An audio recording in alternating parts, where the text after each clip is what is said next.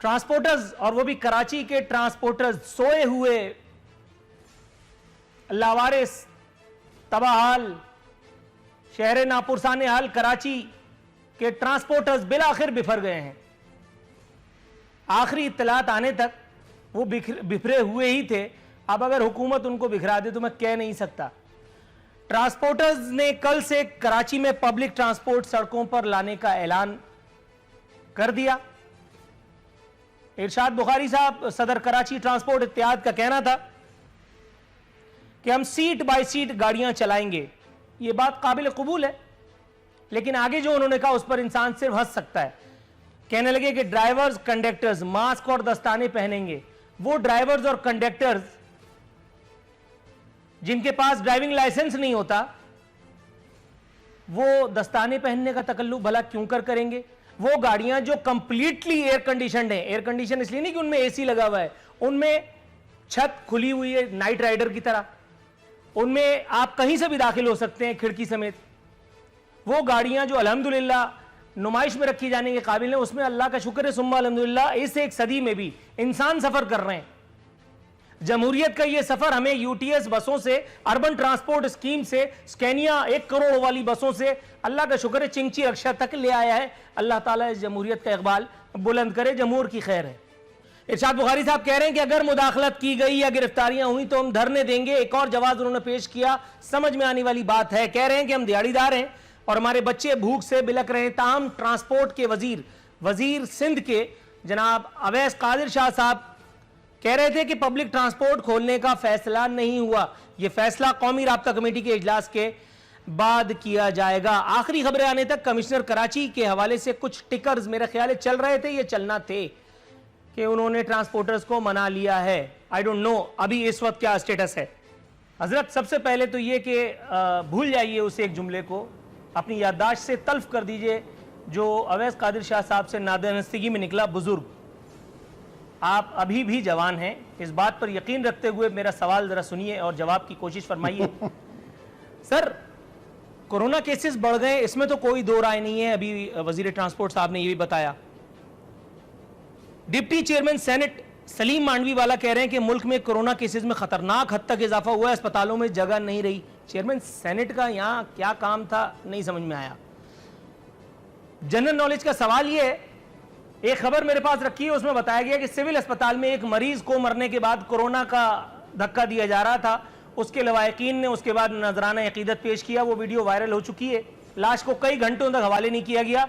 जिना अस्पताल में ये एपिसोड हो चुकी है। कराची के किसी अस्पताल में आप चले जाइए, किसी अस्पताल में कराची के इस वक्त आप चले जाइए, अव्वल तो आपको दाखिला ही नहीं मिलेगा, क्योंकि ये हजरत corona sponsored by Bill Gates मामू, ये हमारा सब्र आजमा रहे हैं।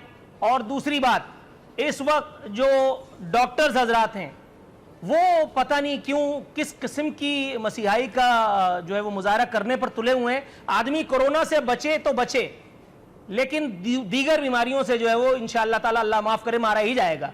इस मुल्क के अंदर दो चीजों का मुकाबला है, डेथ वर्सेस डेथ। एक डेथ वो है जो कोरोना की वजह से हो रही है और दूसरी डेथ है जो कोरोना के खौफ की वजह से। सर, आपने मुझे एक खबर शेयर करने का मौका हम पहुंचा दिया।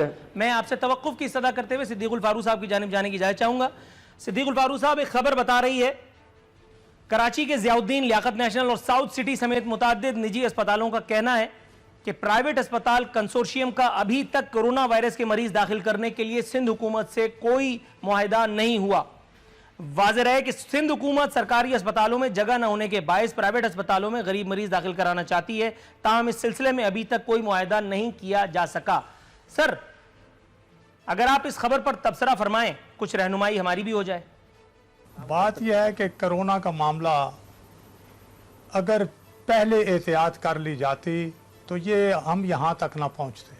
अब हाल वही है, वही कत्ल भी करे है, वही ले सवाब उठला, यानी खराबी भी पैदा की और सवाब भी कमाना कि जी हम ही ने ये कुछ किया है।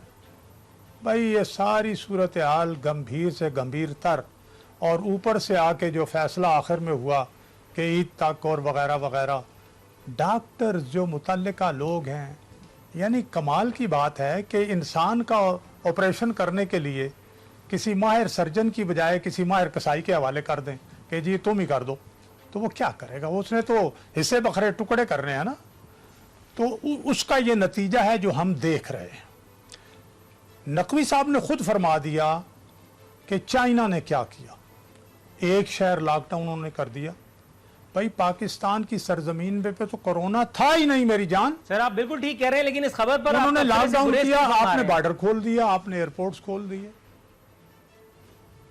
अब नहीं, अब मैं उस पर आ रहा हूं कि अब ये सूरत हाल है कि प्राइवेट जो मुझे मालूम हुआ है कि वो लाख डेढ़ लाख रुपया और इस तरह से एक दिन के वो चार्जेस ले रहे हैं प्राइवेट अस्पताल।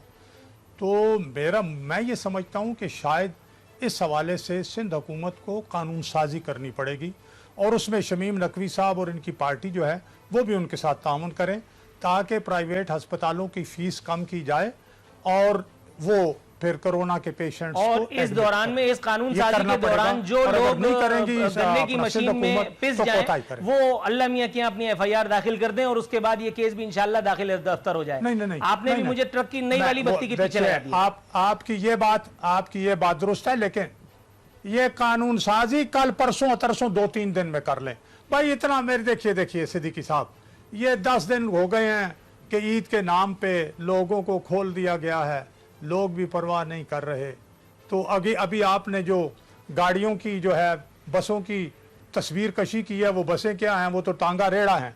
अगर उस तरह ही हैं जिस तरह आपने तस्वीर कशी की है और उस पर सारे लोगों को बिठाएंगे, तो ये सारे मिलजुल के मौत का सौदा और मौत की सौदागरी कर रहे हैं। ये नहीं करनी चाहिए, अकल से काम लें। दुरुस्त है। अवैस कादिर शाह साहब, जनाब इमन आपकी तरफ आना चाहता हूं। के हवाले से भी कहा एक जुमला सर, नवाज शरीफ साहब का मैं जवाब दे दूं।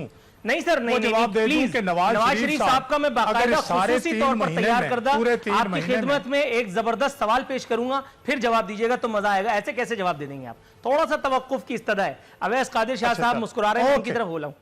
अवैस साहब, जनाब सर, वजीर ट्रांसपोर्ट बदलते रहे। पहले यहाँ एमक्यूएम के कुछ लोग मौजूद थे, उसके बाद फिर आप लोग आए, फिर कुछ और लोग आएंगे, लेकिन अल्लाह का बड़ा शुक्र, अल्लाह नजर बद से बचाए। हमारे ट्रांसपोर्ट सिस्टम को एक आदमी गधा चलाते चलाते अचानक गाड़ी चलाने लगता है, उसके नीचे गाड़ियों के नीचे इखलाकन कई लोगों को ले लेता है, उसके बाद दौड़ करके पहाड़ पे चढ़ जाता है। यहाँ कोई रजिस्ट्रेशन का निज़ाम नहीं है, कोई ऐसी मॉनिटरिंग नहीं है कि जो उसको पता चला सके।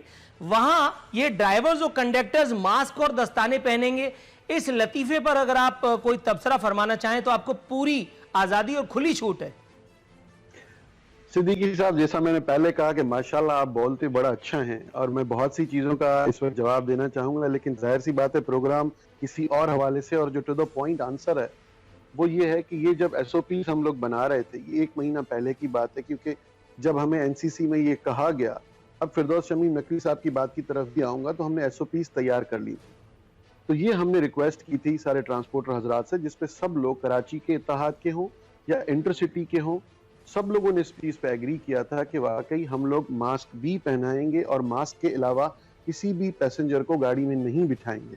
सैनिटाइजेशन की कोशिश भी करेंगे और जितना हो सकेगा सोशल डिस्टेंसिंग का भी ख्याल किया जाएगा। देखिए, अगर आप SOPs भी अमल दरामद की बात करते हैं, अभी इस वक्त सिंध में ट्रांसपोर्ट स्टार्ट नहीं हुई।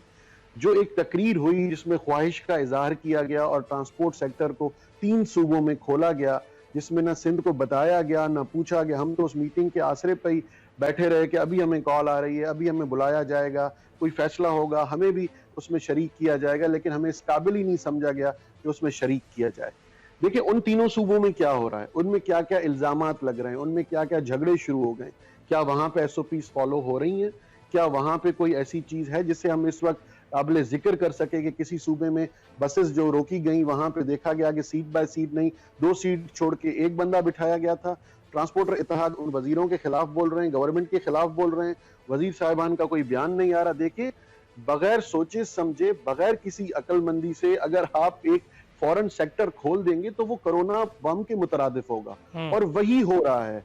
हम लोग जिस चीज को कह रहे हैं कि फिरदौस शमीम नकवी साहब अगर हम पे इल्जाम लगा रहे हैं, देखिए बातें बहुत आगे तक जाएंगी। अगर हमारा तरीका उनको समझ में नहीं आता तो मैं उनसे रिक्वेस्ट करूंगा, बुजुर्गवार, हमारे पास जो भी काम था, जो हमारे पास सलाहियत थी, हमने कोरोना से फाइट करने में लगा दी और अल्हम्दुलिल्लाह पूरे पाकिस्तान में सर सबसे पहले हमने इसी स्टार्ट किया। इंकशाफ